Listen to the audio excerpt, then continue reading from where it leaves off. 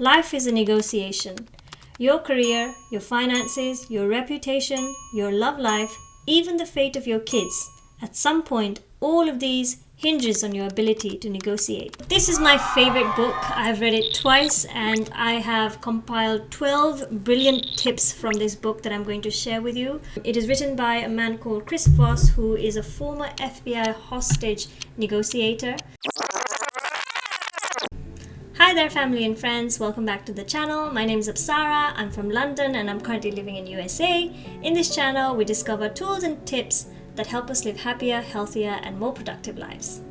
So today we're going to explore the tips from a really great book called Never Split the Difference. This is by far my favorite book, so it only made sense that the first book review I was going to do was going to be Never Split the Difference. So this book is a game changer for me. It really dives into tips and tricks for an effective negotiation. It is written by a man called Chris Voss, who is a former FBI hostage negotiator. He's currently a CEO of his company called the Black Swan. He has had a lot of experience with negotiating effectively, and this book just changes everything. As you all know, I'm a new YouTuber and I'm probably gonna fall apart if I speak that long for 12 points, so I'm going to be breaking this video into two. So today I'm going to be sharing the top 6 tips and next week I'll be sharing the rest of the 6. I do apologize if this causes you any inconvenience, but I hope you understand. To start off, I'm going to read a quote from the book. It's going to be word for word. It's something that really resonates with me. So here goes. Life is a negotiation. Your career, your finances, your reputation, your love life, even the fate of your kids. At some point, all of these hinges on your ability to negotiate. I'm gonna let that brew. I really can't help but agree with that sentence. From ordering your Starbucks with the barista, to talking to your partner, deciding on what movie to watch or what meal to have for tonight, getting your kids to bed, asking for a raise at work. They all come down to your effective negotiation. I truly believe that negotiation skill is something that we all have to learn. So as promised, let's get started with the 6 points from the book Never Split the Difference. Tactical empathy.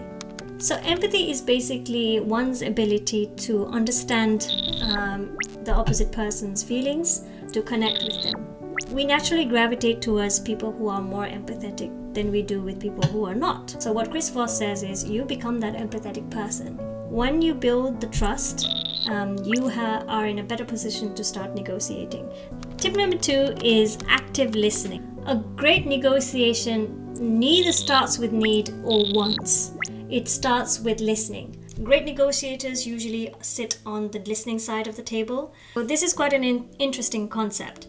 Chris Voss tries to say is when we are talking, we're obviously going through a lot in our brain because we are putting the words together, we're thinking about what to say, we're saying out the words, and once we've said it, we're thinking about what we've just said, or we're thinking about the next thing to say. So there's a lot going on in the talker person's brain. So you don't have that space to think about active negotiation. So when you're on the listener side of the table, you are collecting information. The more your counterpart talks, the more information you gather. And all that information you have, you're actually in a much more powerful person than the one who is talking. By actively listening, we make our counterpart feel validated, we make them feel heard, and we make them feel comfortable.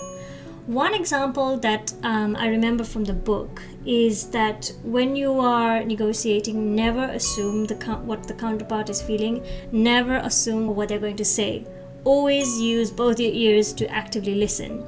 One mistake I think Chris Voss made was one of his hostage unfortunately lost their life, and that was because they assumed the kidnapper had a desire or a request. They thought that the kidnapper was going to ask for money or a ransom or something or the other, but turned out that the hostage was just a mentally disturbed person who simply just wanted to kill the hostage, unfortunately.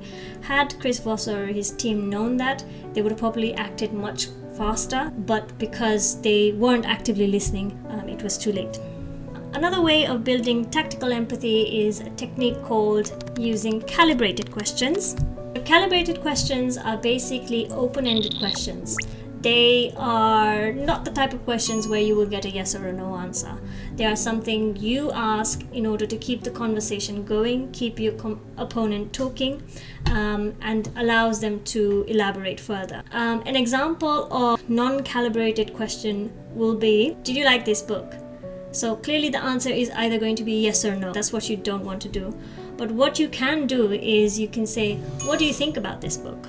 That question invites a lot of explanation and invites a lot of words and a lot of sentence and a lot of flow of conversation. So that's what you want to do to keep the conversation flowing. Great words to start calibrated questions are who, what, when, and where. Remember, who, what, when, and where. Be careful with the word why. So Chris Voss suggests not to use why unless you're really sure, because why is quite a bit of an accusatory word and it can sometimes backfire.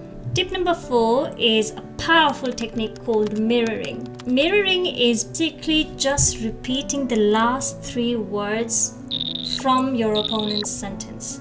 So this is a technique used to keep the conversation going and to keep your counterpart talking. An example of mirroring can be if someone says, I don't think it will work. All you have to say in return is, you don't think it will work? You will commonly find your counterpart elaborating. The best way is to pick 3 powerful words from that sentence, usually the last 3 words, and say it back to them. And it turns into a question where you invite further conversation. Be careful not to repeat the whole sentence. That can be a little awkward if you're just saying the same thing back to your opponent. So now we have built empathy by actively listening, using calibrated questions, and mirroring. What do we do now? We do something called labeling. So labeling is just identifying your opponent's feelings and acknowledging it. So you're going to give it a name and you're going to say it back to them. So an example of labeling will be, it can be used a lot in customer care. I'm going to give you an example that I can just think from the top of my head. It would be, let's say I am an Airbnb host and I have a really angry customer who didn't find my house clean enough. Let's say he wasn't happy with the cleanliness and he's effing and blinding. In response to that, what I would say using the labeling technique is that I obviously have the information and I know that this person is upset. And I would say, it sounds like you have very high regard for cleanliness.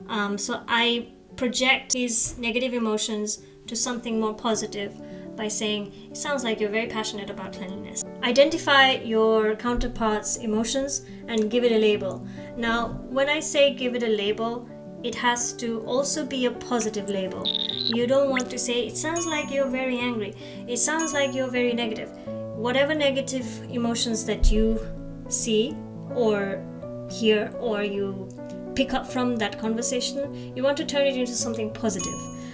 So make sure your labeling is usually something positive and in their favor. So the last point for this video is your voice. The best type of voice to have for an effective negotiation. According to Voss, there are 3 types of voices.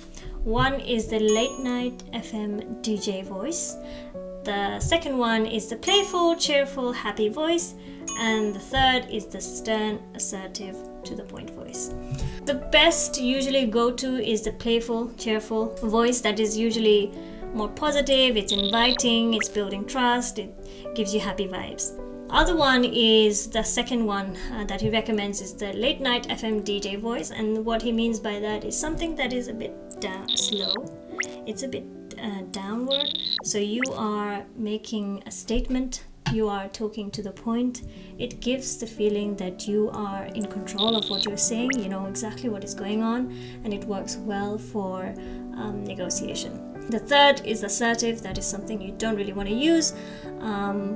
Doesn't really get you any further because nobody likes to be spoken to assertively. Okay, I think this is a wrap for today. Thank you so much for watching. I hope you found the 6 points from the book as valuable as I did. I want to also take this opportunity to thank all of you who messaged me from my last video. Thank you, it really means a lot. I got a lot of private messages, even phone calls to give me some really great feedback. So good, I'm so appreciative. I think the comment that really stuck out for me was somebody who told me that they found my video inspiring.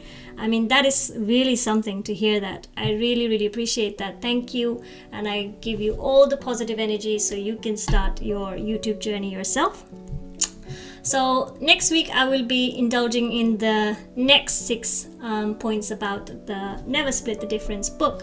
I've written them down: creating the illusion of control, negotiate for a no in mind, and something called accusation audit, deadline, numbers, and the word fair. I'd love to hear your thoughts, so please do drop a comment below. Don't forget to hit the subscribe button and the notification bell so you don't miss the second part of this. Until next time, see you in the next video. Take care.